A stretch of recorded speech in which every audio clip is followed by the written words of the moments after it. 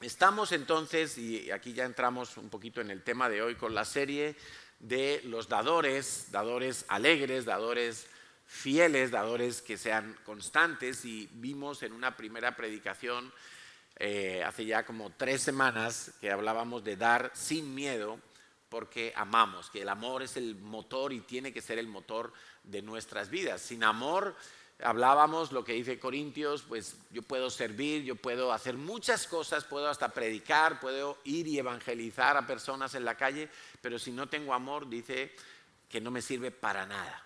Y ahora permanecen la fe, la esperanza y el amor, pero el mayor, el que cubre todo, es el amor, es el mayor de todos. Y no podemos sacar el amor de la ecuación, porque Dios es amor. Todo lo que hagamos lo tenemos que hacer con amor, todo, absolutamente todo. Y tenemos que dar, y es por amor. Amar es dar, decíamos. No se puede amar sin dar. Se puede dar sin amar, pero no se puede amar sin dar. Y decíamos que teníamos que buscar personas para amarlas mediante el dar.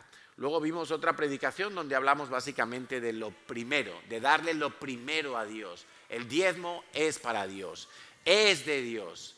Y la única manera de poder poner a Dios en primer lugar, o mejor dicho, lo primero que tengo que hacer para poner a Dios en el primer lugar es comenzar con el diezmo de mi dinero, de lo que pasa por mis manos. Y veíamos entonces que lo primero es para Dios, y veíamos el principio de lo primero que se ve en toda la palabra de Dios desde el principio, desde el Génesis, y veíamos que no diezmar puede ser por falta de instrucción. Creo que en esta iglesia no hay falta de instrucción acerca del diezmo. Nosotros hablamos desde el Conéctate, ya hay una lección que habla del diezmo. Desde el primer curso básico de discipulado de la iglesia hablamos, enseñamos el principio, esa ley espiritual del diezmo y las bendiciones que tiene, y que eso es el plan de Dios. Pero habiendo instrucción puede haber falta de fe. Puede haber personas que, oye, les falta fe para creer en eso. Puede haber personas que tienen temor, o puede haber, y prácticamente acertaríamos en el 100% de los casos, amor al dinero. La palabra de Dios nos habla mucho del amor al dinero, de nuestra actitud hacia el dinero. Y vemos que el amor al dinero es algo que apaga la fe, es algo que diluye la fe, porque al final, cuando estamos amando al dinero, estamos poniendo al dinero por encima de Dios. Ya Dios no es lo primero, y Dios no puede ocupar ningún otro lugar sino el primero. Cualquier otro lugar para Dios es una ofensa. Natalia nos habló la semana pasada de dar porque soy una persona agradecida, y nos dijo varias ideas, varios tips que yo tengo anotados por aquí. Tengo porque doy, no doy porque tengo de sobra, sino que tengo porque he dado, porque Dios ha prometido que lo que damos, Él lo viene multiplicando y lo viene reponiendo, y no simplemente para que yo me vuelva y me quede con mi saldo engordado. La idea es que eso no para. Natalia nos contó que el principio más liberador en su vida había sido el dar. Nos habló del Dios Mamón y de cómo el Dios Mamón habla a nuestras vidas. Y nos habla palabras de temor, nos habla palabras de codicia, nos habla palabras de envidia y de muchas maneras. Es un espíritu que se mueve detrás del amor al dinero. Y una consecuencia de ser agradecido, si hay una persona agradecida, esa persona da. Cuando los niños, cuando nuestros hijos pequeñitos no dan las gracias, sencillamente es porque no están agradecidos. Y a veces le tenemos que decir: niño, da las gracias. Y el niño pronuncia la palabra gracias, pero no está agradecido, porque no está valorando la chuche que le han regalado o cualquier cosa por la que tenga que dar las gracias en ese momento.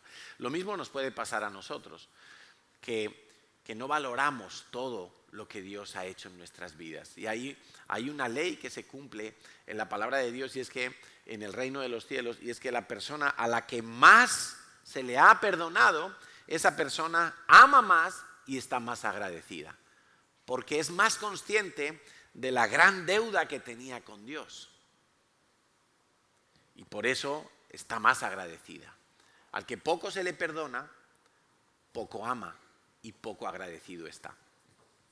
Si tú crees que no era necesario que Jesucristo muriera por tus pecados, entonces poco amas a Dios, porque nunca vas a experimentar o no podrás valorar que Dios te perdonó algo imperdonable, que eran todas tus ofensas y todas tus faltas a la ley de Dios. Pero si tú eres consciente y tú crees que, wow, Señor, gracias Jesús que moriste por mis pecados, entonces tú amarás a Dios y estarás muy agradecido con Dios. Entonces el tema de hoy le he llamado, siguiendo un poco la nomenclatura que estamos utilizando en esta serie, doy mi dinero para la eternidad. Bueno, quitemos la palabra mi dinero y vamos a decir doy para la eternidad. Ese sería el título, doy para la eternidad. Hablábamos entonces en una de las predicaciones que el 10% es de Dios. Y decíamos, por ejemplo, que el 10% no es dar. Dar el diezmo no es dar porque eso le pertenece a Dios. Entonces yo no estoy dando nada, simplemente estoy devolviendo lo que le pertenece a Dios. Nosotros no somos dueños. Esa es una idea que la hemos estado tocando en todas las predicaciones de esta serie. Yo no soy dueño de las cosas, Dios es el dueño. Si Dios es el dueño, ¿yo qué soy? Yo soy un administrador. Soy el que administra los bienes del dueño. Tengo ese privilegio. Él es el dueño y Él me ha confiado administrar algunos bienes. Él pone esos bienes en mis manos y me dice, úsalos. Úsalos, pero ten en cuenta que son míos, de Dios. Entonces, veíamos que el 10% es de Dios, pero en verdad, cuando entendemos que no somos dueños, sino administradores, el 90% restante también es de Dios, pero nosotros lo vamos a administrar. Y se requiere para administrar que tú seas responsable, en primer lugar, pero que tú seas fiel, en segundo lugar. Y luego vamos a detallar un poquito más cómo uno puede ser responsable, pero no ser fiel. Y uno puede ser fiel, pero no ser responsable. Hay gente, por ejemplo, que quiere servir a Dios, pero tienen tantas deudas que se les dificulta muchísimo poder servir a Dios porque están arrastrando una carga pesada. Entonces, son fieles porque quieren servir a Dios, porque han entendido que eso es lo más importante que pueden hacer en sus vidas, pero como han sido irresponsables o por la razón que sea, se metieron en ese gran lío, llevan una carga que hoy en día no les permite hacerlo con responsabilidad. Quiero que me acompañes a Mateo capítulo 25, en el versículo 14, y vamos a leer algo para poder entender qué significa responsabilidad, qué significa fidelidad. Y dice en Mateo 25, 14 al 30, vamos a leer todo este pasaje. El reino de los cielos es como un hombre que yéndose lejos llamó a sus siervos y les entregó sus bienes. Aquí tenemos una figura clara. El mismo Señor Jesús nos está diciendo, esto es una parábola que nos cuenta con una ilustración cómo es el reino de los cielos, cómo es la mente de Dios, cómo piensa Dios, cómo se organiza Dios, cómo Dios nos ve a nosotros. Y cómo ve el dinero y los bienes. Y dice que había un señor, un hombre, ese es Dios. Y yéndose lejos, o podríamos decir es Jesús, y yéndose lejos, llamó a sus siervos, ahí estamos tú y yo, y les entregó sus bienes. Ahí puedes incluir los bienes materiales, puedes incluir los dones del Espíritu Santo, puedes incluir habilidades que Dios te ha dado, cosas en las cuales tú estás apasionado. Muy bien, hay una serie de bienes que Dios te da. Y dice que a uno le dio 5 talentos, a otro le dio 2, en este caso estamos hablando de un bien material, el talento era dinero, le dio 5 talentos, a otro le dio 2 y a otro le dio 1. Tenía 3 siervos, a uno le dio 5, a uno le dio 2 y a otro le dio 1. A cada uno Dios le va a dar según la capacidad que tiene. Lo más interesante es que la capacidad puede aumentar. Lo más triste es que la capacidad puede menguar. Pero el Señor, como es sabio y sabe cuánto le puede dar a cada uno, a uno le dio 5, a otro le dio 2, a otro le dio 1. A cada uno conforme a su capacidad. Y luego se fue lejos. Se fue lejos, pero los siervos sabían lo que tenían que hacer. Eran mayordomos, no eran holgazanes. Era gente que sabía que tenía que poner a producir. Entonces dice que el que había recibido 5 talentos fue y negoció con ellos, compró, vendió, prestó y cobró intereses, hizo cosas con ese dinero, dice, y ganó otros 5 talentos. Qué buena inversión, ¿verdad? Un 100% de ganancias. Eso no te lo da la bolsa de valores, eso no te lo da nadie hoy en día. 100% de ganancia. Asimismo, el que había recibido 2 talentos fue y negoció y ganó otros 2 talentos. Otro que ganó el 100%. Pero el que había recibido 1 talento fue y cavó en la tierra, lo guardó, escondió el dinero de su señor. Cuando llegó el que había recibido, después de mucho tiempo, versículo 19, vino el señor de aquellos siervos y arregló cuentas con ellos. Quiero que sepas que ese siervo eres tú y que un día el Señor va a regresar. Y cuando Él regrese, tú le vas a tener que rendir cuentas. Tú con tu vida, qué has hecho con tu tiempo, qué has hecho con tus talentos, en este caso no de dinero, sino talentos que tienes, habilidades que tienes, dones que Dios puso en tu vida, dinero que Dios te ha permitido que pase por tus manos. Y le vas a tener que rendir cuentas a Dios. Dios te ha dado hijos y vas a tener que rendirle cuentas a Dios. ¿Qué has hecho con tus hijos? Bueno, llegando el que había recibido 5 talentos, trajo otros 5 talentos, diciendo, Señor, me entregaste 5, aquí tienes. He ganado otros 5 y son tuyos. Ahí están los 10 talentos, Señor. Él no pretendió quedarse con ninguno. Él no dijo, la comisión, ¿dónde está? No. El Señor me dio 5, he ganado otros 5, aquí están los 10, Señor, son tuyos. Todo es de Dios, escucha, todo es de Dios. Somos administradores nada más. 21, y su Señor le dijo, bien, anota esas palabras por favor, bien. Si el Señor te dice bien, ¿qué más quieres? ¿Qué más quieres? Cuando éramos niños y íbamos al colegio o al instituto y llegaba el profesor y nos decía, bien Villanueva, bien, ay, ya me voy a casa contento, ¿no? Pero si decía Villanueva, ¿dónde me meto? El Señor le dice, bien, buen siervo, buen mayordomo. Has hecho lo que tenías que hacer. Buen siervo, que yo ahí lo pondría como responsable. Has sido responsable. Entendiste que no era tuyo el dinero, que no era para gastártelo, que era del Señor. Has sido buen siervo, pero además, fiel. Anótate eso. Además de bueno, que yo allí le pondría responsable, has sido fiel. Sobre poco has sido fiel, imagínate. Pero este es el que había recibido 5. Era el que más había recibido. Y Dios, el Señor, le está diciendo, eso que tú habías recibido era poco. Y sin embargo era el que más había recibido. Quiero que sepas que las cosas materiales, porque es de lo que está hablando esta parábola, esos talentos a los que se citan ahí, era oro, era bien material. Quiero que sepas que los bienes materiales, Dios les llama poco. ¿Comparado con qué será poco los bienes materiales? ¿Comparado con qué? ¿Con qué? Las riquezas materiales para Dios son poco comparada con qué? Con las riquezas espirituales. Salomón decía, es mejor la sabiduría que el oro.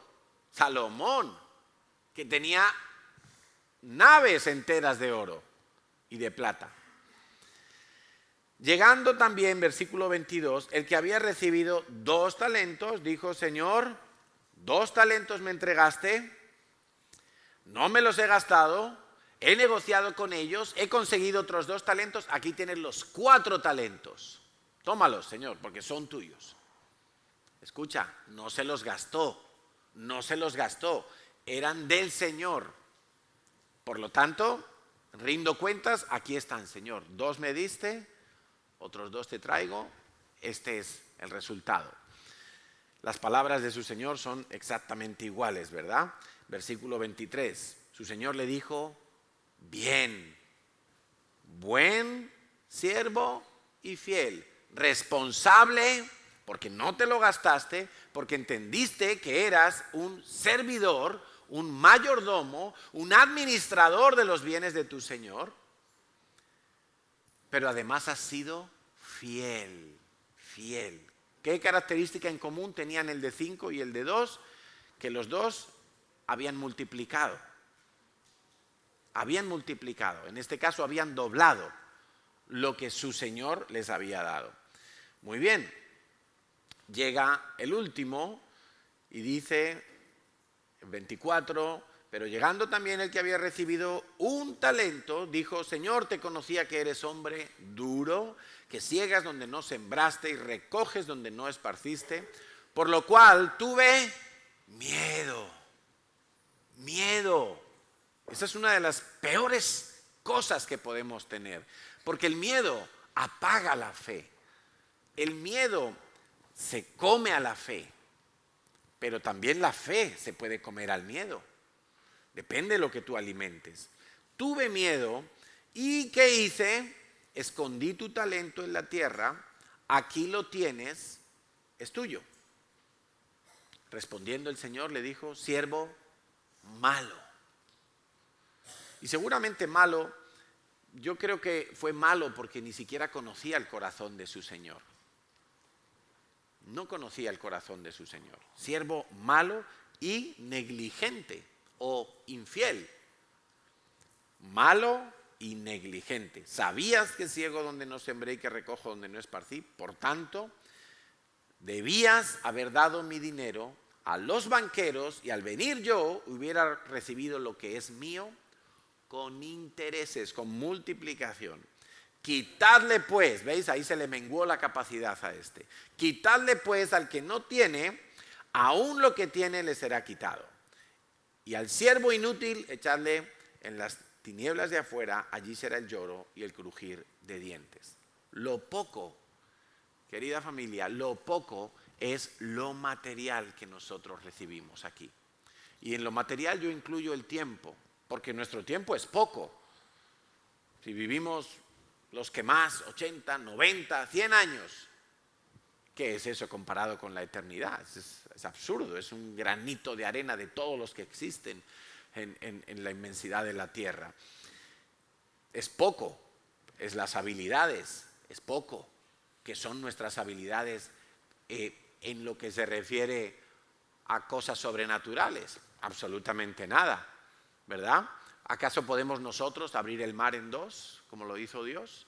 ¿Acaso podemos nosotros retener las aguas del Jordán, como hizo Dios? ¿Acaso podemos nosotros caer maná o comida del cielo durante 40 años para más de 1 millón de personas?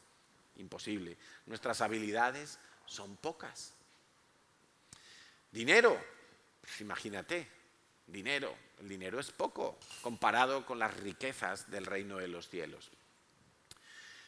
Todas esas cosas nos da Dios. Hijos también.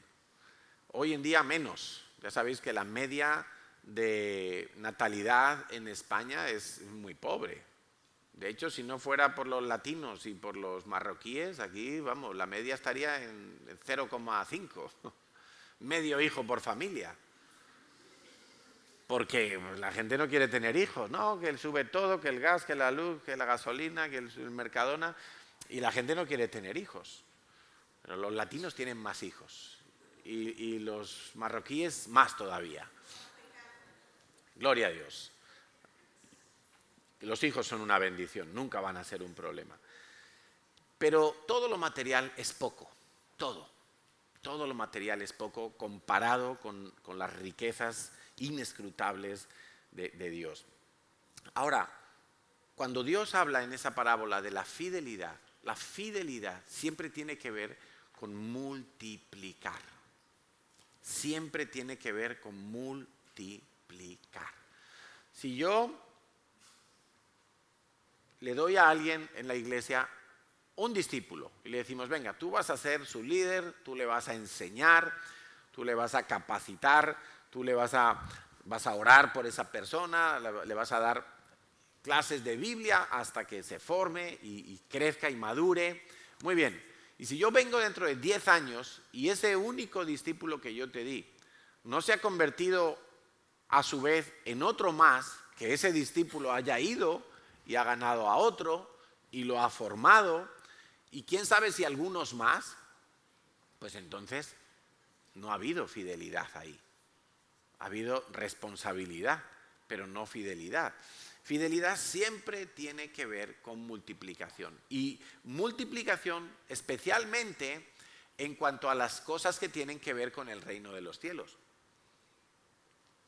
Acuérdate que la parábola que acabamos de leer dice, el reino de los cielos es semejante a un señor que tenía varios siervos, a uno le dio 5. El reino de los cielos. No estamos hablando de economía, estamos hablando del reino de los cielos. En el reino de los cielos la fidelidad siempre tiene que ver con multiplicación.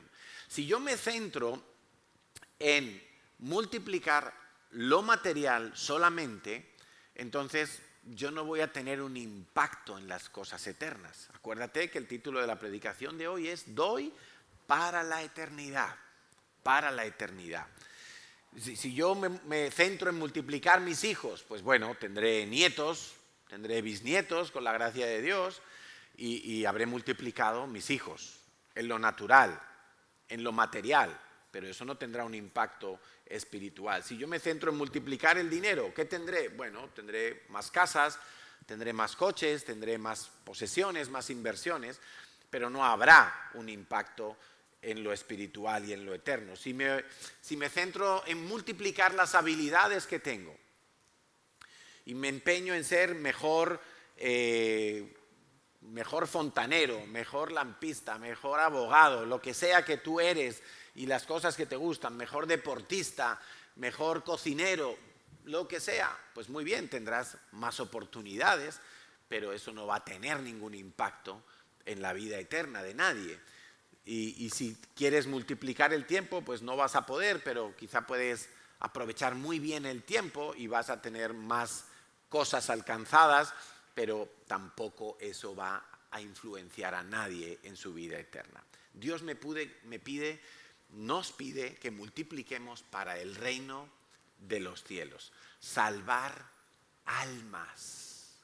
Para los que toman notas, salvar almas. ¿Cómo podemos hacer para salvar más almas? ¿Cómo podemos ser responsables y fieles, buenos siervos y fieles para salvar más y más almas? La fidelidad entonces consiste en usar todo lo que Dios me ha dado. Y si hablamos de dinero, también va incluido allí. Todo lo que Dios me ha dado para alcanzar más almas que se salven. Eso es fidelidad desde el punto de vista de Dios y de su palabra. ¿Te importa si la gente va al infierno? ¿Te importa si la gente se muere sin Cristo? Tú sabes que cada día que pasa, hoy domingo 27 de marzo, morirán en el mundo entero una media de 152,000 personas. Niños, ancianos, jóvenes, adultos, 152,000 personas cada día en el mundo entero. ¿Tendrán a Cristo? ¿Se estará engordando el infierno con más y más almas? Mi esposa me suele hacer una pregunta cuando tenemos que enfrentar alguna crisis o alguna situación. Y ella me suele preguntar, ¿estamos haciendo todo lo que podemos hacer? Y me gusta esa pregunta porque me reta, porque me hace pensar, ¿estoy haciendo todo lo posible? ¿Estamos haciendo todo lo posible para salvar almas? Tú sabes que el 42% de las etnias que hay en el mundo nunca han oído el Evangelio de Jesucristo. Eso representa casi la mitad de la población de la tierra. 3.200 millones de personas. Escucha esto, por favor. 3.200 millones de personas nunca han oído el Evangelio de Jesucristo. ¿Cuántas Biblias tienes en tu casa? Varias, ¿verdad? En tu móvil ya tienes una, seguro. Más la que tienes en papel, más la que te regalamos aquí el primer día que viniste a la iglesia. Ya mínimo tienes que tener 3. 3.200 millones de personas nunca han oído hablar de Jesucristo. Y la mayoría de esas etnias están en lo que se conoce como la ventana 1040. Y aquí vemos una foto del mapa del mundo y vemos dónde está esa ventana, donde está la mayoría de esos 3.200 millones de personas. Para los que venís de Latinoamérica, ahí veis América del Norte, América del Centro, América del Sur. Ahí se ve un poquito España cortada por la mitad de la línea negra, ¿sí? Esa ventana, que se llama la ventana 1040 porque está entre esos dos meridianos, ahí está concentrada la mayor parte de población del mundo que nunca ha oído hablar de Jesucristo. La mayoría de esas naciones son islámicas, hinduistas, budistas, politeístas, tienen una mezcla de religiones y de creencias, pero lo más impresionante, y para algunos esto es sorprendente, lo más impresionante es que nunca, la gran mayoría de los que viven en esos países, nunca oyeron el Evangelio de Jesucristo. No saben lo que Dios hizo por ellos. Nunca llegó allí alguien a predicarles el Evangelio. Nunca. Eso es un drama, ¿verdad? Eso es un drama. Nos decía un experto en misiones que la mayoría de las iglesias que envían más misioneros son las iglesias de Estados Unidos. Apenas el 1% de los presupuestos de las iglesias de Estados Unidos se dedica a misiones. ¿Cómo estamos el resto? Apenas el 1% de los presupuestos de las iglesias de Estados Unidos se dedican a enviar misioneros. Y ellos son los que más envían. Imagínate cómo estamos el resto. Quiero deciros que el manejo que nosotros hacemos del dinero es un asunto espiritual. 100% espiritual. Cada vez que tú tienes que sacar tu billetera o tu tarjeta o los que pagamos con el móvil, con el reloj, cada vez que tú vas a usar el dinero, cada vez que tú estás haciendo planes con tu dinero, eso son decisiones espirituales. 100% espirituales. Tu dinero afecta para sumar o para restar en el reino de los cielos, porque no sumar es restar, son oportunidades que se dejan pasar. Mira, si tú en tu economía familiar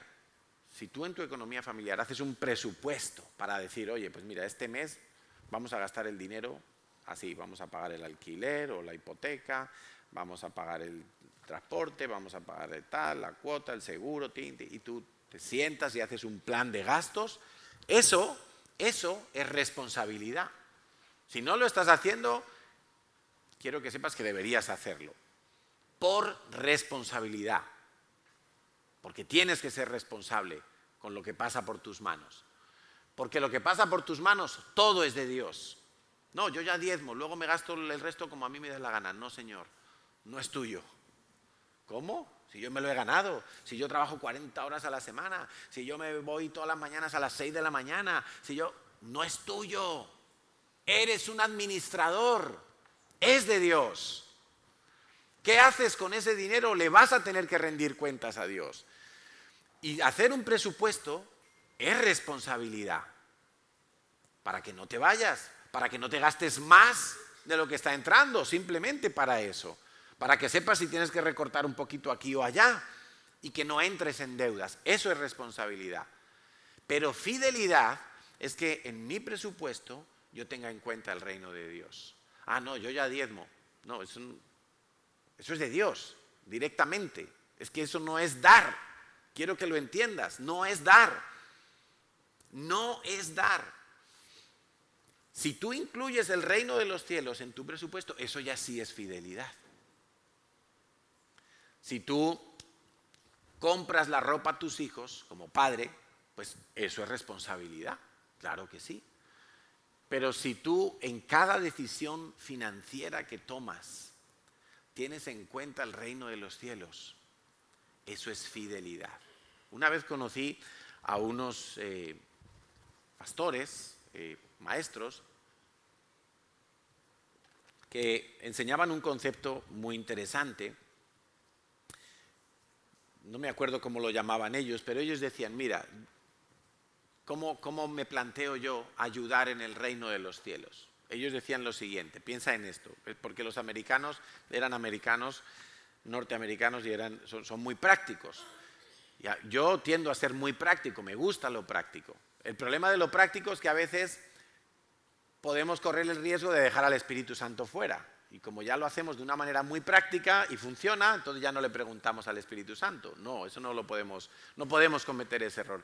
Estos hombres decían, mira, yo hago un presupuesto y le digo a Dios, Dios, yo para vivir en la ciudad donde vivo, con una media de la calidad de vida que hay en esta ciudad, yo necesito tanto dinero. Pongamos, no sé, $2.000. Bueno, pues necesito $2.000 y con eso yo pago mi casa, mi gasolina, llevo a mis hijos al colegio, tengo comida, tengo un seguro de vida, lo que sea. Bueno, $2.000. Todo lo que tú me des por encima de $2.000, yo lo voy a invertir al reino de los cielos. Voy a financiar misioneros, voy a apoyar a las iglesias, voy a invertirlo al reino de los cielos. Voy a hacer un colegio para niños cristianos, qué sé yo. Señor, yo necesito estos 2.000 euros. Tú has dicho que tú vas a dar para nuestra necesidad. Yo necesito esto.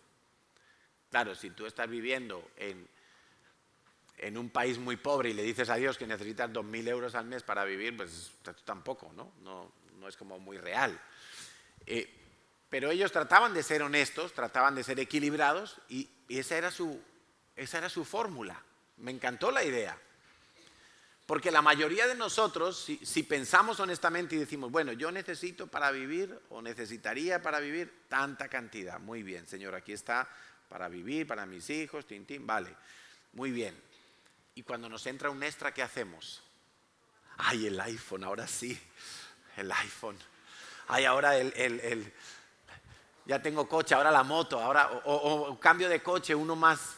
Ahora por el Mercedes, ahora por... ¿No? Como que nos entra un extra y lo normal es que la fidelidad no está allí, sino que pensamos en multiplicar nosotros.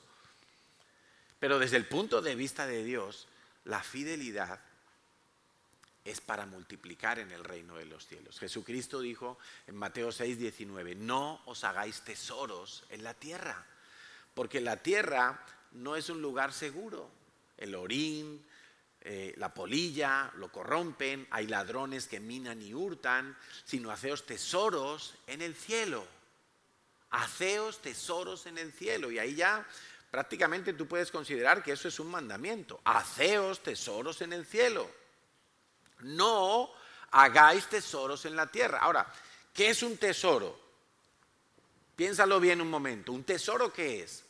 Un tesoro es algo a lo que tú le das mucho valor y eso se convierte en lo que tú metes en la caja fuerte, en lo que es intocable, innegociable. Eso no me lo toca nadie.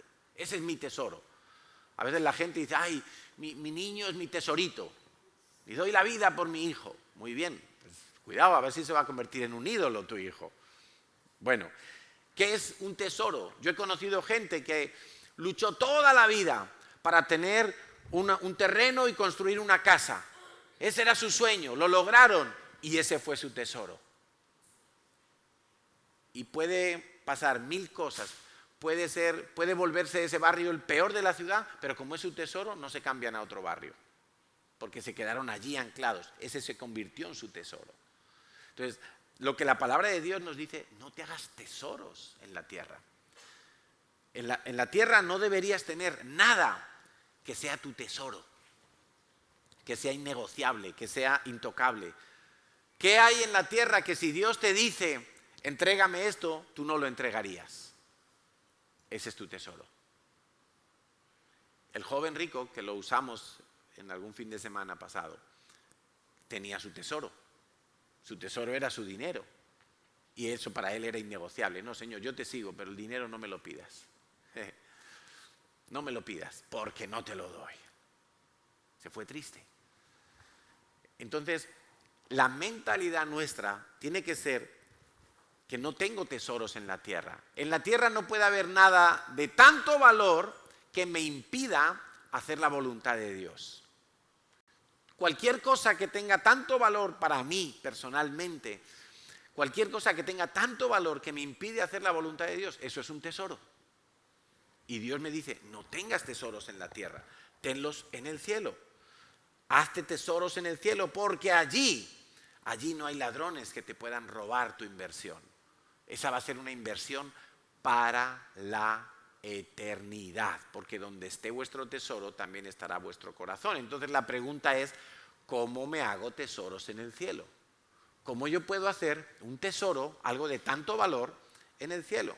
Y para responderte a esa pregunta, quiero que entiendas esto que te voy a contar ahora. Todo en esta vida parte de Dios. Dios fue el primero que nos amó, Dios fue el que vino a buscarte, Dios fue el que te rescató, Dios fue el que te limpió, Dios fue el primero que se presentó a tu vida. Dios te facilitó todas las cosas, la iniciativa es de Dios, Dios amó primero. Si tú amas a Dios es porque Él te amó primero. Si tú adoras a Dios es porque Él se fijó en ti primero. Si tú puedes tener acceso a la presencia de Dios es porque primero Él vino y se hizo hombre y se hizo siervo, esclavo y pecado para que luego tú puedas llegar a su altar de santidad y de gracia. Todo parte de Dios.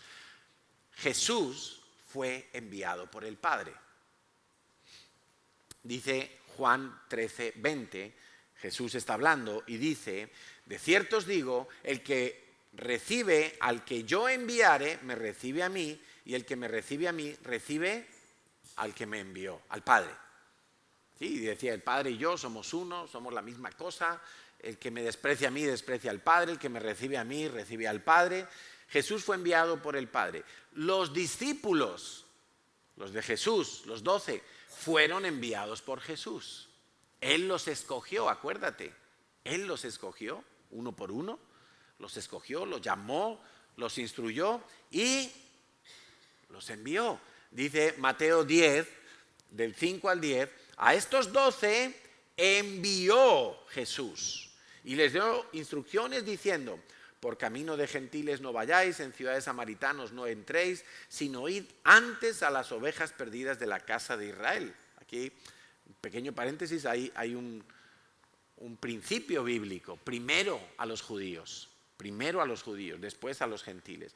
Dice, y yendo, predicad, diciendo, el reino de los cielos se ha acercado, sanad enfermos, limpiad leprosos, resucitad muertos, echad fuera demonios, de gracia recibisteis primero, dad de gracia después, No os proveáis de oro, ni plata, ni cobre en vuestros cintos, ni de alforja para el camino, ni de 2 túnicas, ni de calzado, ni de bordón, porque el obrero es digno de su salario. Jesús les estaba diciendo, tranquilos, que yo me encargo de proveer para vosotros, porque soy yo el que os está enviando a predicar el evangelio. Y los mandó fuera de sus pueblos, los mandó a predicar por todo Israel. Los 70, lo encontramos en Lucas 10, 70 personas comprometidas, discípulos también les podríamos llamar, que fueron también enviados. Quiero que te grabes esa palabra. Jesús fue enviado por el Padre envió a Jesús envió a los 12, ahora nos encontramos que Jesús envía 70. Lucas 10 del 1 al 4, después de estas cosas, designó el Señor también a otros 70. ¿Quién los designó? ¿Quién? No oigo, ¿quién? El Señor. No se autodesignaron ellos. El Señor escogió 70 a quienes envió de 2 en 2 delante de él a toda ciudad y lugar donde él había de ir. Y les decía, la mies a la verdad es mucha, mas los obreros pocos. Por tanto, rogad al Señor de la mies que envíe obreros. ¿Estamos orando por eso? ¿Estamos orando por eso? ¿Estamos orando para que Dios envíe obreros? A veces oramos por obreros. Señor, levanta obreros. Señor, ¿dónde están los obreros? Esta semana necesitamos obreros que vamos a reformar la cocina. Levanta obreros, Señor. Pero Dios no dice que oremos para que se levanten obreros. Dios dice que oremos para que se envíen obreros. Porque muchas veces los obreros se quedan todos aquí. ¿Estamos? Y Dios dice, orad para que Dios os dé la gracia, la sabiduría y todo lo necesario para enviar obreros, Id, he aquí yo os envío como corderos en medio de lobos. Y esa es la experiencia muchas veces de la iglesia. Corderos rodeados de lobos que se los quieren devorar, con críticas, con acusaciones, con mentiras, con presión, con denuncias, con un montón de cosas. Y la iglesia sufre, y sus obreros sufren. Dice, pero tranquilos, el Señor mismo les dijo, yo voy a estar con vosotros, no llevéis bolsa, ni alforja, ni calzado, no os entretengáis, a nadie saludéis por el camino. Eso quiere decir, no os entretengáis, no perdáis de vista lo importante. Los 70 fueron enviados por Jesús. Los apóstoles enviaron también a otros después. Pablo fue enviado por Jesucristo. Hechos 9:15. El Señor le dijo a Ananías, que vivía en Damasco, ve a ver a Pablo, que está en tal casa, en tal sitio. Dice, porque este me es instrumento escogido para llevar mi nombre en presencia de los gentiles y de reyes y de los hijos de Israel. Qué tremendo, ¿verdad? Nosotros vemos cómo el plan, la idea de Dios, la idea parte de Dios es enviar ayuda, enviar quien predique su palabra. Yo puedo decir que Natalia y yo hemos sido enviados. El otro día alguien me preguntaba, y en el 2001 nosotros fuimos enviados, no a Barcelona, nosotros fuimos enviados a hacer tiempo completo. En el año 2001, ha llovido, ¿verdad? En el año 2001, Natalia tenía un trabajo, yo tenía un trabajo, eran buenos trabajos y Dios nos había hablado, yo quiero que me sirváis. Y como Dios nos había hablado, yo había hablado con mi pastor y le había dicho, Enrique, yo quiero servir. O sea que cuando tú me des el pistoletazo de salida, yo me meto. Mi pastor me dijo, espera un tiempo. Quiero que te desarrolles en tu carrera profesional, en lo que has estudiado en la universidad, que cumplas esa etapa y además quiero que también el Espíritu Santo me hable a mí. Porque ¿quién me tenía que enviar? Aquí ya dudamos. Dios, Enrique. Me envía Dios, pero Dios ¿a quién usa?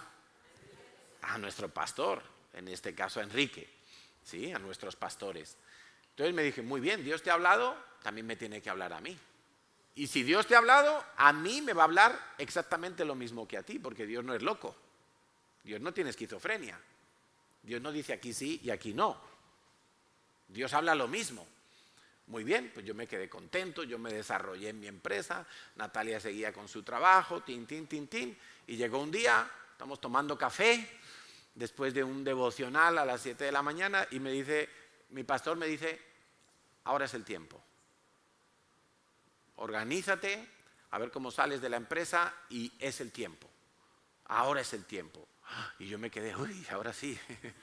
Ahí me empezó el tembleque a mí. Pero dimos el paso, hablamos con la empresa, le di 3 meses a mi empresa para buscarme un sustituto, no porque yo fuera muy bueno, sino porque yo tenía unas cuantas responsabilidades acumuladas y quería irme bien de la empresa, quería dejar un buen testimonio. Esa es nuestra situación. Teníamos buenos trabajos, buenos sueldos, buenas condiciones de vida, pero eso no nos importaba. ¿Sabes por qué? Porque no era un tesoro. No era un tesoro. La gente a veces me dice, ¿y cambió mucho tu vida cuando saliste de la empresa para entrar a tiempo completo? Digo, bueno, cambió que yo pasaba 8 horas en una oficina y de repente pasaba ya 14 horas en la iglesia cada día. Pero lo demás no cambió. Porque antes de ser tiempo completo nosotros le dábamos, veníamos a todo, ayudábamos en todo. Esta semana los líderes de la iglesia han hecho en el curso de la Academia de Líderes un test, ¿no? ¿En qué áreas has servido en la iglesia? Yo cuando hice el test, yo dije, pues sí he servido en todas. Menos en la alabanza, que canto fatal, pero en lo demás yo diría que he servido en todo.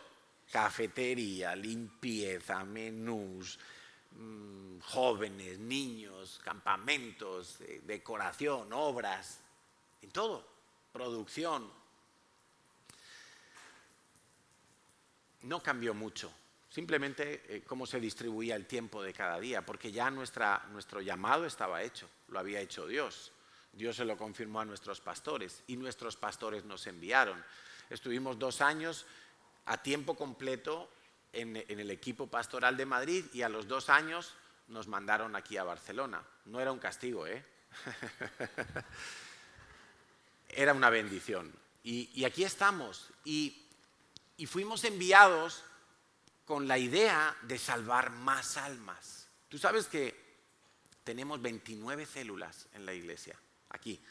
29 células, algunas son de un discípulo, otras son de 3, otras de 7, otras de 29 células. Tú sabes que hay más o menos el 50% de las personas de la iglesia están sirviendo de alguna manera. Hay más de 100 personas que asisten regularmente a sus células. Eso es un trabajo. Y en esas células se están discipulando y se están formando. Y queremos que ellos entiendan que están ahí para salvar almas. Y no solo en Barcelona, no solo en los pueblos donde vivimos, o en la comarca, o en la provincia, no. Donde Dios nos indique que tenemos que enviar. Esa es la idea. Las calles escuchan el Evangelio. En la radio se ha escuchado el Evangelio, por nuestra parte digo. Hacemos campamentos, hacemos eventos y siempre, yo le digo, cada vez que hacemos un evento en la iglesia, siempre que hagamos un evento, nunca nos entretengamos a hablar por el camino. Nuestro objetivo es salvar almas. Que hacemos una feria gastronómica, muy bien, la vamos a hacer, pero nuestro objetivo es salvar almas, no llenar estómagos. Si de paso se llena el estómago, genial. Y si de paso es comida rica, mucho mejor. Pero nuestro objetivo es salvar almas. No nos equivoquemos. No nos vamos a entretener en el camino. No, por favor. Tenemos que recuperar en la iglesia el sentido de enviar. Los obreros no son para quedarse. todos y siempre de forma local en la iglesia. Ese es un problema que tenemos las iglesias, que nos volvemos endogámicos, todo para adentro.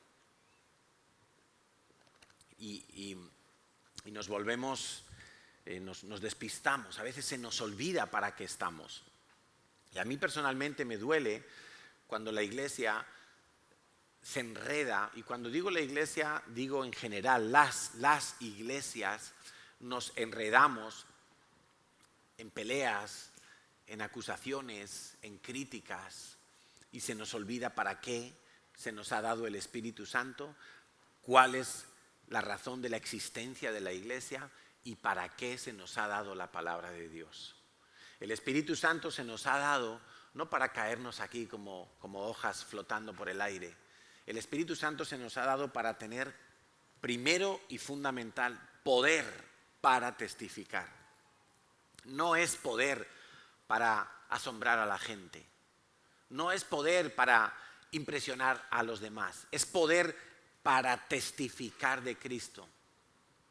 Si yo oro por un enfermo y se sana, y a ese enfermo no le hablo de Cristo, flaco favor le estoy haciendo al reino de los cielos. Estoy despreciando y desperdiciando al Espíritu Santo. El Espíritu Santo nos ha sido dado para tener poder para evangelizar, en primer lugar. Y en segundo lugar, para que tú tengas poder sobre el pecado a nivel personal y puedas vivir la vida de santidad. ¿Para qué existe la iglesia? La iglesia no existe para hacer eventos divertidos. La iglesia no existe para hacer amigos y tener un buen ambiente, para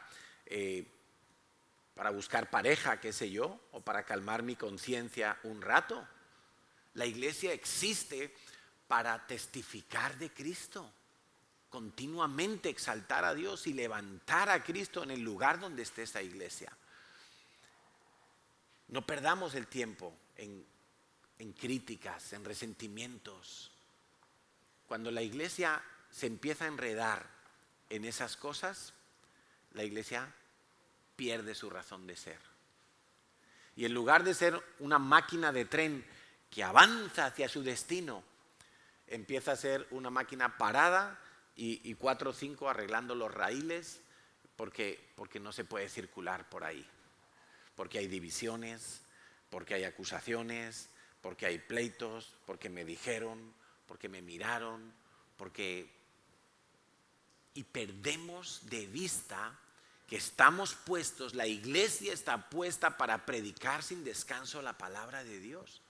Por favor, no me exijáis, como pastores, no nos exijáis que la iglesia tiene que ser todo perfecto. Olvídate. Si yo estoy al frente, ya te aseguro que no va a ser perfecta.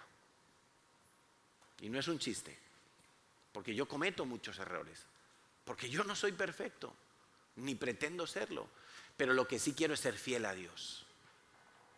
¿Alguien ha aparcado mal el coche? Porque están pitando por ahí. Yo quiero ser fiel a Dios. ¿Y quiero ser fiel a Dios cómo? Haciendo que más y más y más almas lleguen al conocimiento de Cristo. Con mis imperfecciones, con mis errores y con todo lo que tú quieras. Pero yo no voy a dejar de ser fiel a Dios. No voy a desviar el rumbo de la iglesia para que la gente se sienta a gusto. No, si te tengo que exhortar, te voy a exhortar. Si te tengo que hablar del diezmo, te voy a hablar del diezmo. Si te tengo que decir, corrige a tus hijos, te lo voy a decir. Si te tengo que decir, ponte las pilas, te lo voy a decir.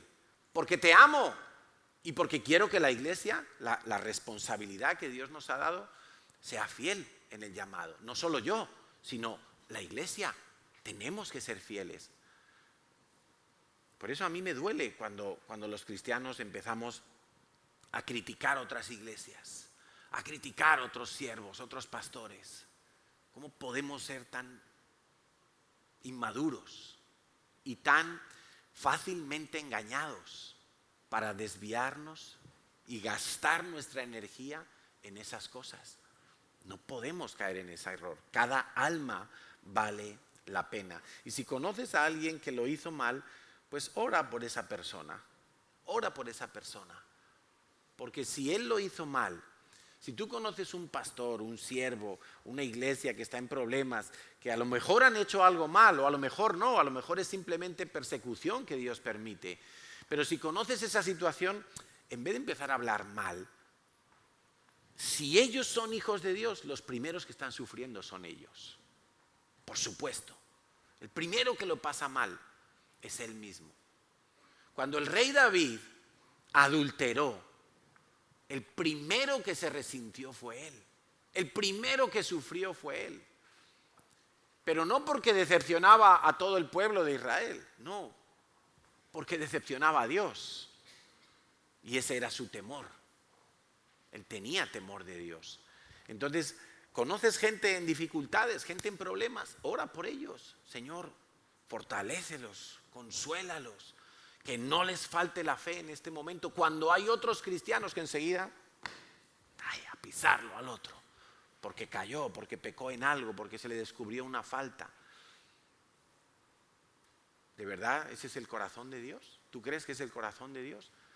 Y el corazón de Dios está pensando en esa ventana entre los meridianos 10 y 40. Existen 3.000 millones de personas que todavía nunca han oído un mensaje evangelístico. ¿Cómo? Y nosotros estamos aquí, que si este, que si el otro, que si me miró, que si me dijo. 3.000 millones de personas que necesitan toda nuestra concentración en obedecer la palabra de Dios, en ser fieles al llamado que Dios nos ha hecho. ¿Y para qué nos ha dado Dios la Biblia? Para que conozcamos su corazón. La Biblia no es un libro de autoayuda, por favor. Que es que algunos buscan la Biblia, ay, estoy deprimido, a ver qué versículo para la depresión. Ay, que no tengo sueño, a ver qué versículo para dormir. Ay, que necesito dinero, a ver qué versículo para el dinero. Como un libro de autoayuda. Necesito casarme, a ver qué dice Dios del casamiento. Y están ahí como autoayuda. No, la Biblia no es un libro de autoayuda. La Biblia nos está revelando el corazón de Dios. Lo que Dios quiere y sabe que necesitamos conocer de cómo es su corazón. No es un libro de autoayuda. No lo rebajemos a un libro de autoayuda. Por favor. La ley me revela a Cristo como Salvador. Jesús mismo dijo, escudriñad las Escrituras, porque a vosotros os parece que en ellas tenéis vida eterna, Juan 5:39. Y efectivamente las Escrituras son las que dan testimonio de Jesús. Ahora, Jesús estaba hablando de qué Escrituras? Del Antiguo Testamento. Imagínate, cuánto más nosotros ahora que ya tenemos el Nuevo Testamento como un cumplimiento del Antiguo, un complemento perfecto. ¿Cuánto más nosotros podemos conocer el corazón de Dios? La Biblia se trata más de Dios y menos de nosotros.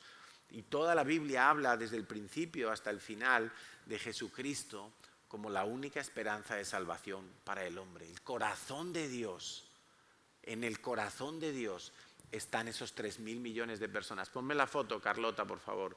En el corazón de Dios están esos 3.000 millones de personas. Aparte de tú y yo. Aparte. Y cuando examinas la Biblia con un poco de cuidado, te vas a dar cuenta que Dios ama todas esas etnias, que Dios ama todas esas personas, que Dios ama a los 152.000 que hoy están muriendo.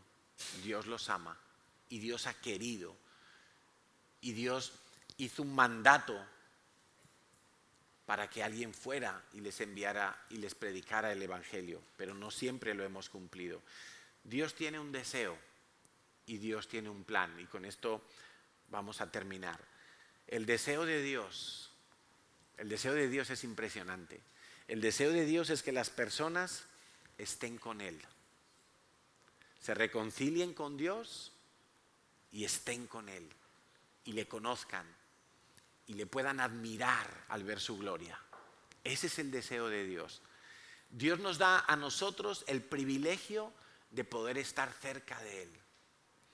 Él ha quitado todos los obstáculos para que tú puedas venir a Él, conocerle y que quedes enamorado para toda la vida. Porque no hay nada ni nadie más grande y más hermoso que Dios. Ese es el deseo de Dios para toda la persona que existe sobre la tierra y que ha existido. Ahora, para eso, Dios tiene un plan. Y en ese plan entras tú. Y quiero leerte dónde está ese plan. Está en Romanos capítulo 10. Es un plan extremadamente sencillo. Nosotros lo complicamos, pero es un plan muy sencillo. En el versículo 9 al 15 dice: si confesares con tu boca que Jesús es el Señor y creyeres en tu corazón que Dios le levantó de los muertos, serás salvo. Fíjate qué sencillo, ¿verdad? Confesar con la boca, creer con el corazón que Jesús es el Señor y que Dios le levantó de los muertos. Porque con el corazón se cree para justicia, pero con la boca se confiesa para salvación. Y aquí viene el plan. Pues la Escritura dice: todo aquel que en él creyere no será avergonzado, porque no hay diferencia entre judío y griego, pues el mismo que es Señor de todos es rico para con todos los que le invocan. Porque todo aquel que invocare el nombre del Señor será salvo.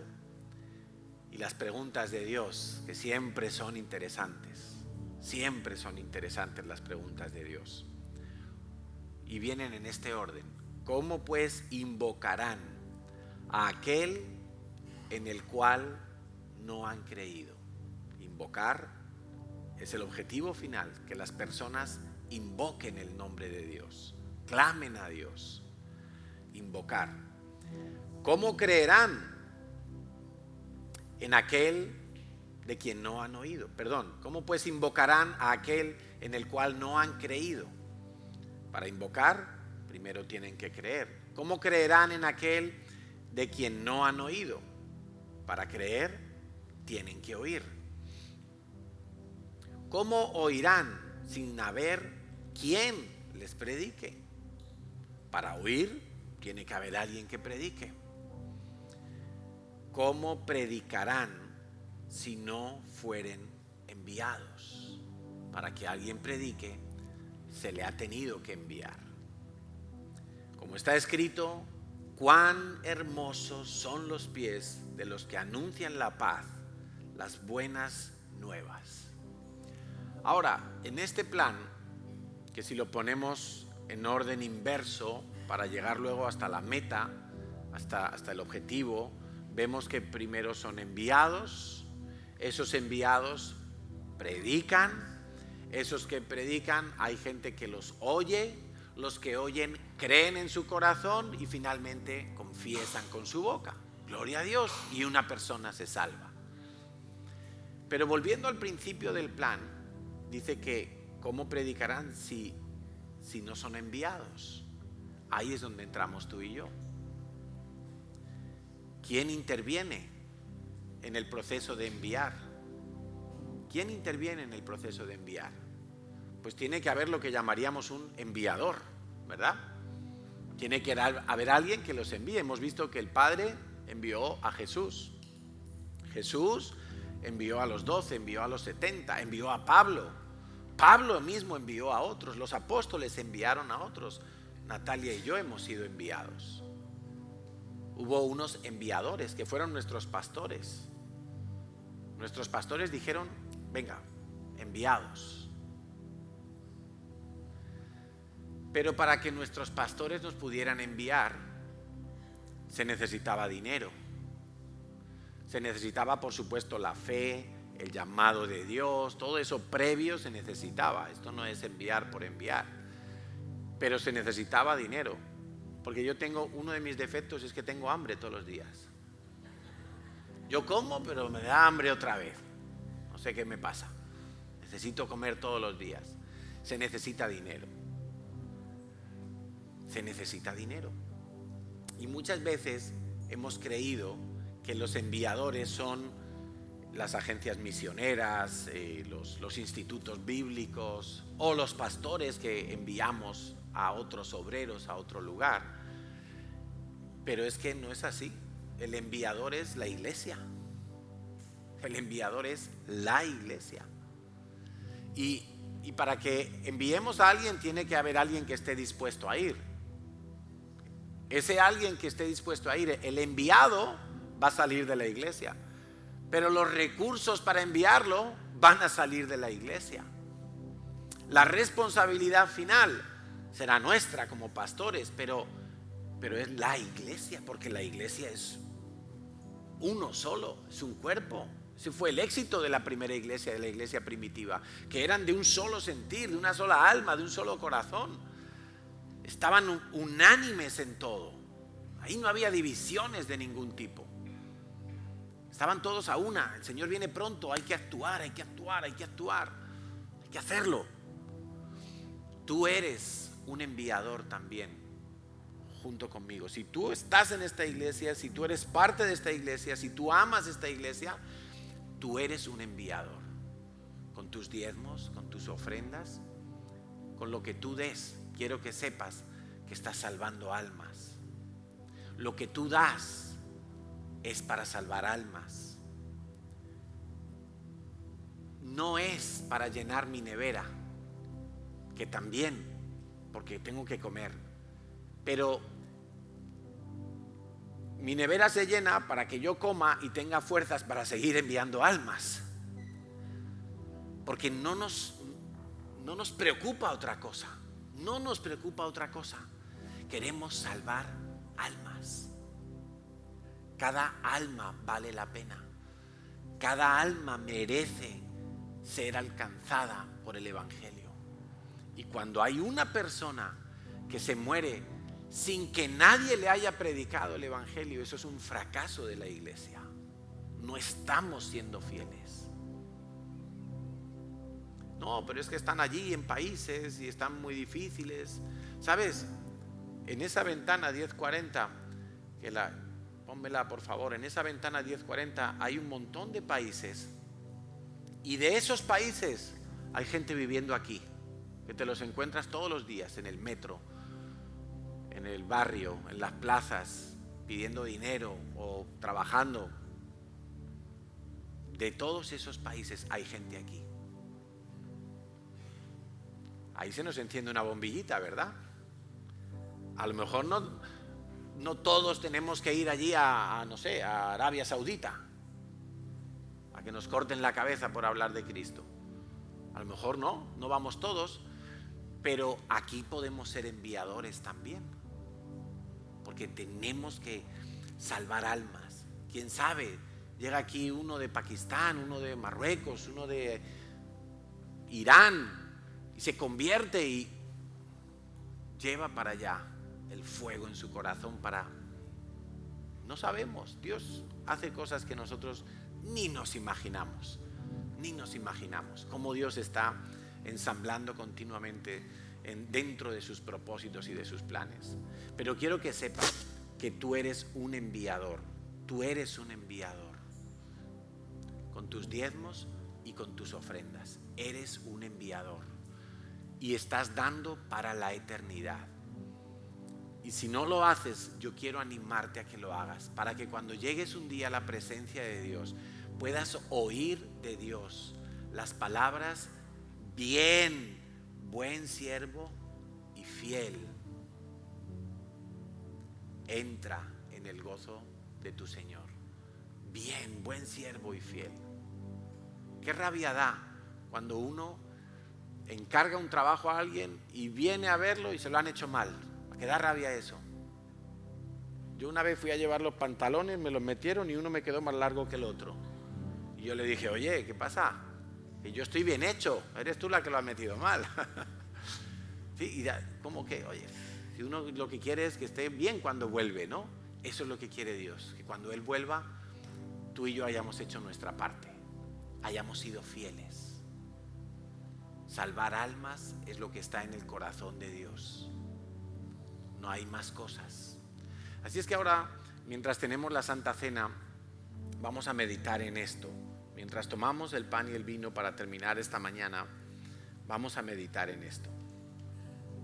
Porque como iglesia, algo que me preocupa es que podamos llegar a distraernos de lo que hay en el corazón de Dios, de lo que es la esencia de la palabra de Dios y del corazón de Dios. No quiero que eso nos pase. No quiero que nos convirtamos en una iglesia donde todo es para adentro y nos olvidamos de puertas para afuera, donde todo es sentirnos bien, estar entre amigos, disfrutar unos con otros. Y qué bueno si tenemos eso. Creo que lo tenemos, pero no nos podemos quedar ahí, ensimismados. No nos podemos quedar ahí.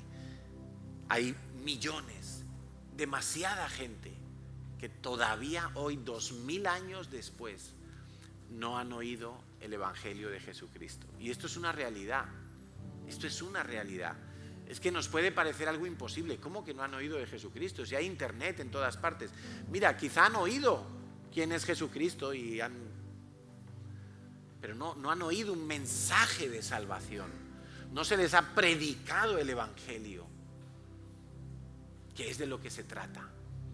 Aquí mismo tenemos en España, seguro que en tu barrio hay gente de otras religiones y que probablemente nunca se ha tomado en serio el mensaje del Evangelio.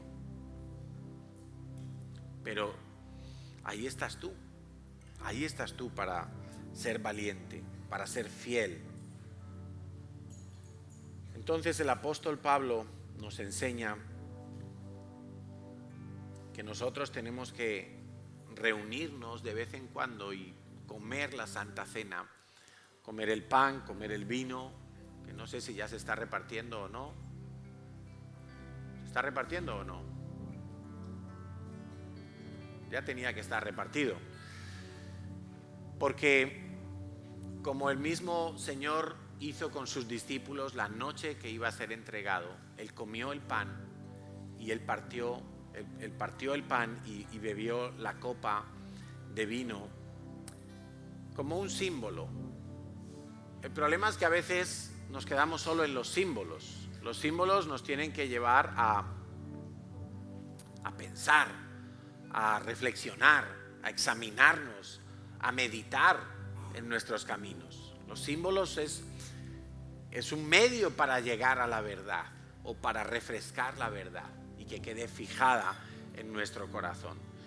Entonces el apóstol Pablo, en la primera carta a los Corintios, él nos recuerda, y lo recibió por revelación, nos recuerda que el Señor Jesús en esa noche que fue entregado, tomó pan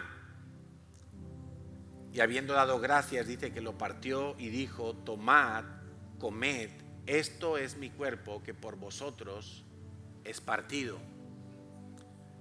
Me tenéis que traer pan y vino aquí también. Asimismo tomó también la copa después de haber cenado, diciendo: esta copa es el nuevo pacto en mi sangre. Haced esto todas las veces que la bebiereis en memoria de mí. Así pues, todas las veces que comiereis este pan y bebiereis esta copa, la muerte del Señor anunciáis hasta que Él venga. Esa es la esencia de la Santa Cena, que no nos podemos olvidar, que tenemos que hacer esto anunciando la muerte del Señor hasta que Él vuelva.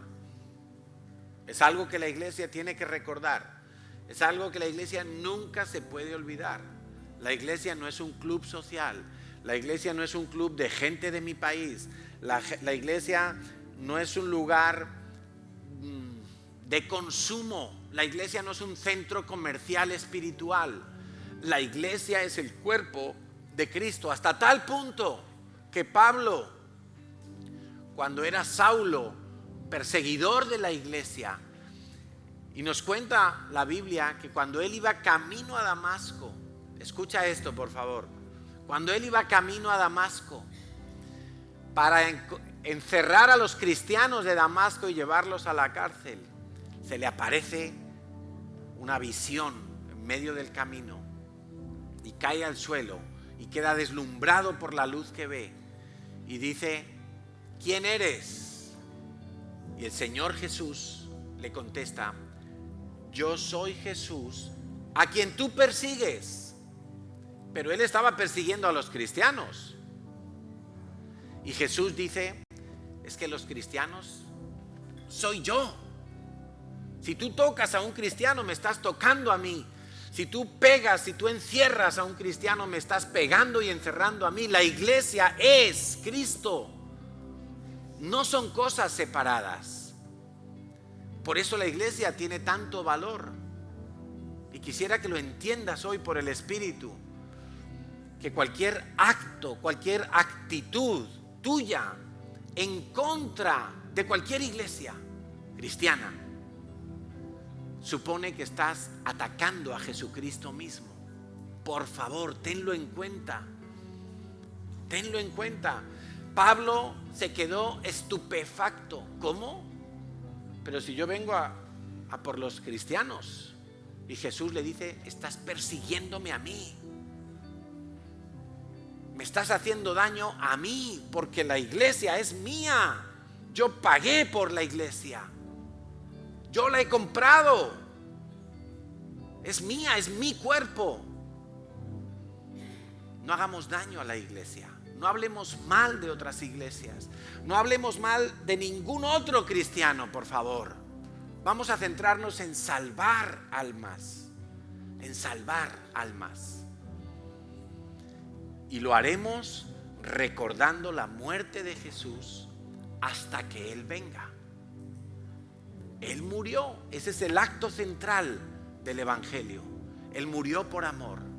Él murió dando su vida por nosotros. Y Pablo nos hace una pequeña advertencia. Dice en el versículo 27 de la primera carta a los Corintios, capítulo 11, versículo 27. De manera que cualquiera que comiere este pan o bebiere esta copa del Señor indignamente, será culpado del cuerpo y de la sangre del Señor. Por tanto, pruébese cada uno a sí mismo. Pruébese cada uno a sí mismo. ¿Cuál es la prueba que tú tienes que hacer? Y le quiero pedir a Natalia que me ayude a orar. ¿Cuál es la prueba que tú tienes que hacer? Primero, que estás en Cristo. Porque si no estás en Cristo, no entras al reino de los cielos. No eres salvo. Si tienes al Hijo de Dios, tienes la vida. Cuando estábamos en el tiempo de la alabanza y de la adoración, Natalia oraba y decía que no juguemos con la gracia, que no abusemos de la gracia. Esa es la otra prueba que tú tienes que hacer. Porque abusar de la gracia, dice que esa es la razón por la que hay algunos hijos de Dios que ya están en el cementerio, que Dios se los tuvo que llevar antes. No quiere decir que todos los cristianos que mueren jóvenes es porque estaban llevando vidas que no agradaban a Dios, ni mucho menos. Pero es una de las razones, Pablo lo dice claramente. Esa es la razón porque hay algunos enfermos, debilitados, y algunos incluso ya duermen, en el sentido de que han muerto. Pruébate, pruébate. ¿Estás en el Señor? ¿Y estás caminando con el Señor? ¿Estás enfocado con el corazón de Dios y con el corazón que queremos que sea de la iglesia, de salvar almas? No hay otra razón de ser de la iglesia. No queremos entretener a la gente, no queremos hacer cosas divertidas, no queremos, no. Queremos salvar almas. Al coste que sea. Al coste que sea. A Jesús le costó la vida.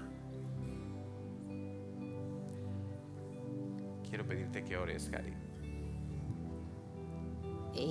Meditaba sobre uno de esos entrañables encuentros que tuvo Jesús en su paso por la tierra con las personas, y hubo un momento que Él se encuentra con una mujer samaritana, y esta mujer, en su pecado grave, llena de ideas religiosas, con un concepto ya de Dios, Jesús le pide agua.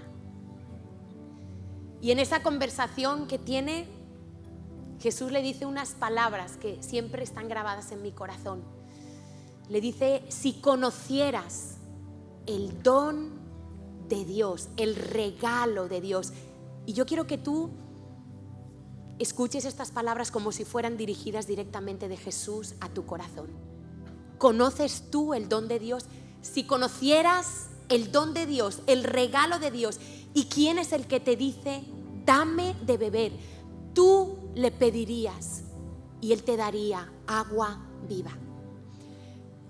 Aquí estáis muchos sentados que conocéis muchas cosas de la palabra de Dios, pero muchos aquí tenéis a Cristo solamente en la mente. Y tanto conocimiento muchas veces envanece y levanta una barrera en nuestro corazón para que realmente nos rindamos al don de Dios, que es Cristo. Y yo quisiera preguntarte hoy: ¿conoces de verdad? No aquí, no en la mente. Algunos han recibido a Cristo en la mente, pero no lo tienen en el corazón. ¿Conoces el don de Dios, que es Cristo? ¿Le has pedido agua viva? Yo te pregunto, ¿has tenido un antes y un después? ¿Has tenido un fruto de arrepentimiento en tu vida? Porque si no ha habido un cambio en tu vida, si tu vida es la misma antes de haber oído sobre Cristo, probablemente tú eres de esas personas que el diablo ha conseguido engañar con conceptos religiosos, pero no has nacido de nuevo. Tienes en tu vida el fruto de estar haciendo la voluntad de Dios, de estar obedeciendo la palabra de Dios. No obedecemos la palabra de Dios para salvarnos, no, nadie lo puede hacer. Pero cuando tenemos un encuentro verdadero aquí dentro, en nuestro corazón, de donde emana la vida, hay un cambio, hay un antes y un después, y comenzamos a hacer la voluntad de Dios, fruto de que el Hijo de Dios viene a morar en nuestras vidas. Y yo quisiera que hoy tú oyeras la voz del Espíritu y que ningún concepto religioso, ningún conocimiento que tú hayas adquirido en tu vida te impida hoy ver el don de Dios. Tú necesitas el don de Dios porque eres pecador. Y nada puede lavar tu pecado, ni tus obras, ni venir a la iglesia, ni ayudar, ni servir, nada, sino un encuentro verdadero con Cristo. ¿Y cuántas veces la gente le dice Señor a Jesús y vive su vida como le da la gana? Pero de verdad solo podríamos llamar a Jesús si Él es el dueño y Señor de nuestra vida. Por eso Él dice: ¿por qué me llamáis Señor, Señor? ¿Por qué tenemos a Dios en la boca todo el tiempo? Dice: y no hacéis lo que yo digo. Dios le tuvo que decir al pueblo de Israel: este pueblo de labios me honra, pero su corazón está lejos de mí. Y tú solo puedes creer con el corazón, no es el intelecto, por favor, es el corazón. Esta palabra tiene que llegar y tiene que romper algo. Por eso yo quisiera invitarte: no creas que a lo mejor tú, por saber versículos de la Biblia, estás en Cristo. Carlos lo estaba diciendo: examinaos a vosotros mismos si estáis en la fe. ¿Qué fruto tiene tu vida? ¿Tienes hambre de Dios? ¿O oír la palabra de Dios te aburre? ¿Leer la Biblia te parece un suplicio? Yo no he visto a ningún niño que nazca y diga: ay, ahora me toca mamar del pecho de mi madre. Los niños lloran por la leche de su madre. ¿Tienes hambre y sed de Dios? ¿O la palabra de Dios ya, no, esto yo ya lo sé, esto que está diciendo, esto yo ya lo sé? ¿De verdad tú has nacido de nuevo? ¿Tú estás en Cristo? Porque yo quiero decirte que hoy es día de salvación y que hoy Dios preparó este día para que tú te encontraras de verdad con Él, para que hoy tú rindieras tu vida a Él. Y yo quisiera orar para que aquellos que sienten que quizá tienen un conocimiento, pero no tienen una experiencia, no disfrutan de Dios, no disfrutan de una relación, hoy tú seas como aquella mujer samaritana que fue humilde, Y cuando Jesús le dijo, yo soy el Mesías, yo soy el agua viva, todos sus esquemas religiosos de samaritanos, judíos, decía hay que adorar allí, allá, rompe todo eso que te enreda y ten un encuentro con el agua viva. Y en esta mañana, si tú quieres tener un encuentro con Jesús, yo te invito a que cierres tus ojos y hagas una oración, no para impresionar a Dios, sino una oración sincera. Porque hay personas aquí con el corazón afligido, cargado, frustrado. Y el Señor te dice, yo lo he visto todo, pero estoy esperando que te acerques a mí voluntariamente. Y tú le puedes decir a Dios, Dios, hoy me acerco a ti, llena de carga, de pecado, de maldad, de religiosidad, pero quiero humillarme y quiero arrepentirme. Y quiero ya no luchar más en mis fuerzas. Hoy te pido perdón por las veces que he tratado de ganar mi salvación, de creer que me merecía tu bendición. Hoy te pido perdón. Hoy me rindo porque mi vida no tiene el fruto que debe tener un hijo de Dios. Y hoy te pido que me limpies, aún de la maldad que no puedo ver, pero que tú me mostrarás. Hoy quiero mirar aquella cruz donde Dios derramó el don de su amor a través de la vida de su Hijo, muriendo y derramando su sangre. Y hoy miro aquella cruz y te digo, Jesucristo, creo en ti. Confiesa con tu boca lo que tu corazón cree. Díselo, dile, creo en ti. Pongo mi confianza solo en ti. Creo que solo tú me puedes salvar. Hoy me rindo al Cristo que murió y resucitó. Y hoy te abro mi corazón. Ven a morar en mí. Sálvame, límpiame, restáurame. Abre mis ojos al don de Dios, a tu verdad. Y te entrego el control de mi vida, para que tú dispongas, para que yo te pueda llamar honestamente Señor de mi vida. Te entrego mi vida emocional, familiar. Te entrego mis finanzas, mi vida física. Te entrego lo que soy y lo que tengo. Y te doy gracias, Dios, porque me has amado a través de tu Hijo. Y hoy lo recibo, ese don precioso. Y te pido, dame de beber agua viva. Porque estoy seco, porque estoy seca, Señor. Porque me he fatigado, porque me he cansado, porque nada ha tenido sentido. Pero hoy entiendo que tu misericordia me alcanza y me visita para vivificarme y para levantarme. Gracias, Jesús.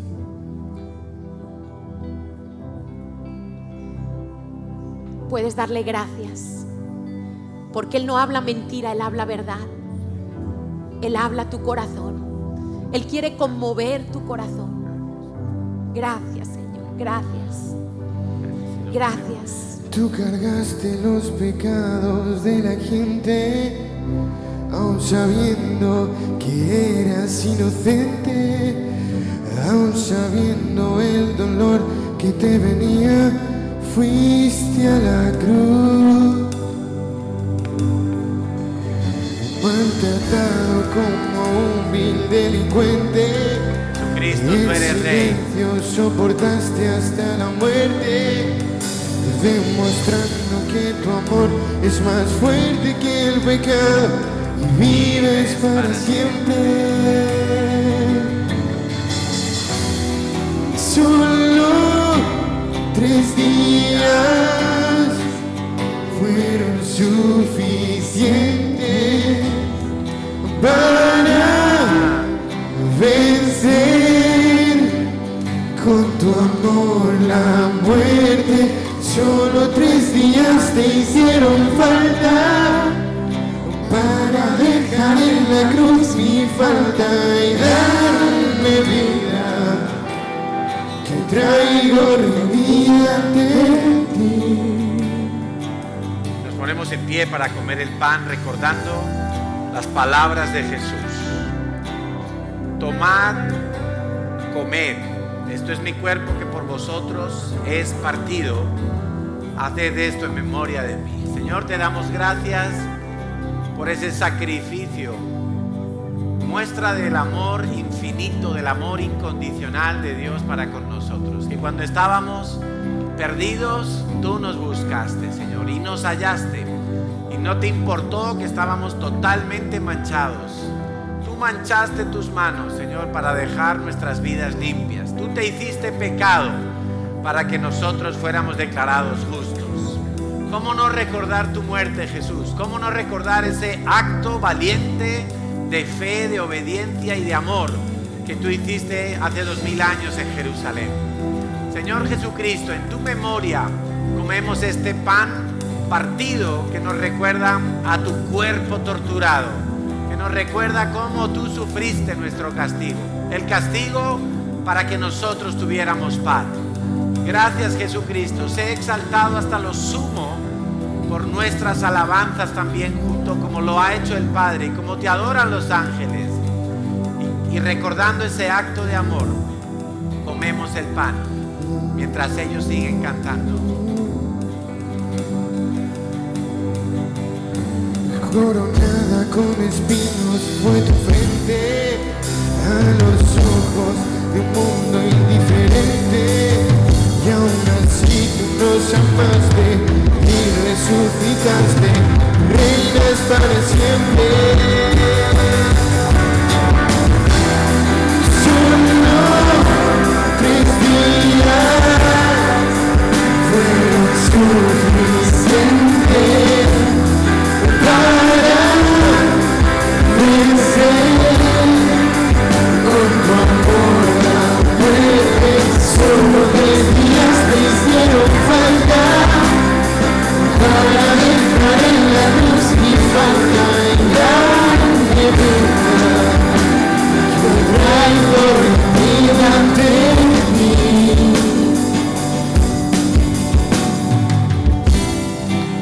Señor, y con esta misma fe, con este mismo agradecimiento,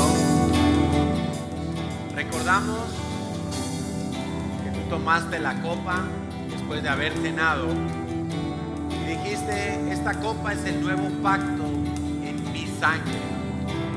Haced esto todas las veces que la bebiereis en memoria de mí.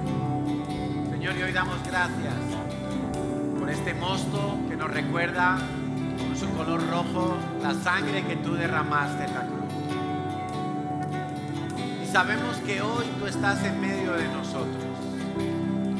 Sabemos que hoy tú quieres reinar en cada corazón y en cada vida.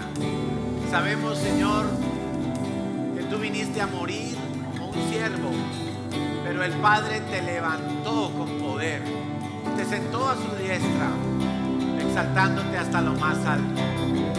Nosotros hoy, Jesucristo, al levantar esta copa del pacto, hoy te decimos una vez más: gracias por acercarnos al Padre, gracias por restaurarnos con el Padre, gracias por perdonar nuestros pecados, gracias, Jesús, por hacernos tu esposa, tu iglesia. Gracias, Jesús, por cuidarnos, por ser incondicional con nosotros. Gracias por tu amor perfecto que cubre todas las faltas. Gracias por cada gota de tu sangre que fue derramada para expiar el pecado. Gracias, Jesús, por la vida eterna. Gracias, Jesús, por el Espíritu Santo. Gracias por interceder por nosotros. Gracias porque volverás en gloria y nos tomarás contigo en las nubes para desposarte con tu iglesia. Ven pronto, Señor Jesús. Ven pronto, Señor Jesús. Queremos que todos te conozcan. Queremos anunciar tu nombre. Queremos tomarnos en serio tu palabra. Queremos vivir para ti y que tú vivas a través de nosotros. Ven, Señor.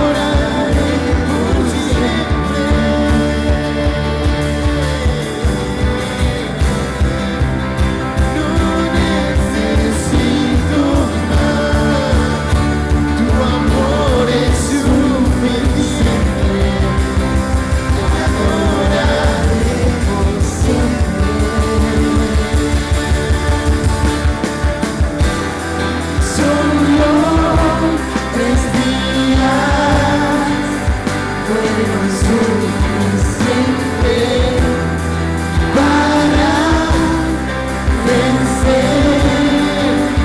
Con tu amor la muerte, solo 3 días te hicieron falta para dejar en la cruz mi falta de vida, que hoy traigo rendida ante ti.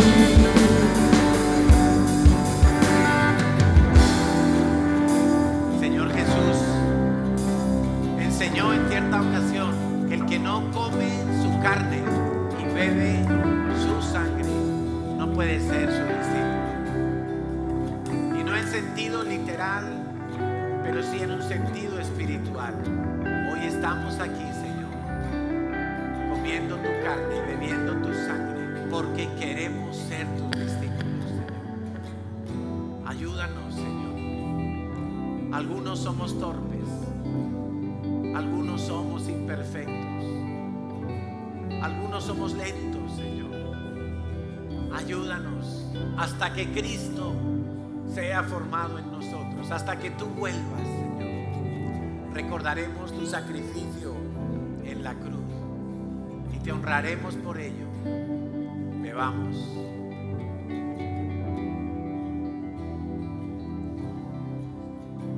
Señor Jesús, sé coronado siempre con gloria, con poder, que cada vez que nos reunamos como iglesia, tú puedas encontrar que te adoramos en espíritu y en verdad, que predicamos tu palabra fielmente y que nos conducimos en todas las cosas con el deseo de que más y más vengan al conocimiento tuyo, Señor, para salvación.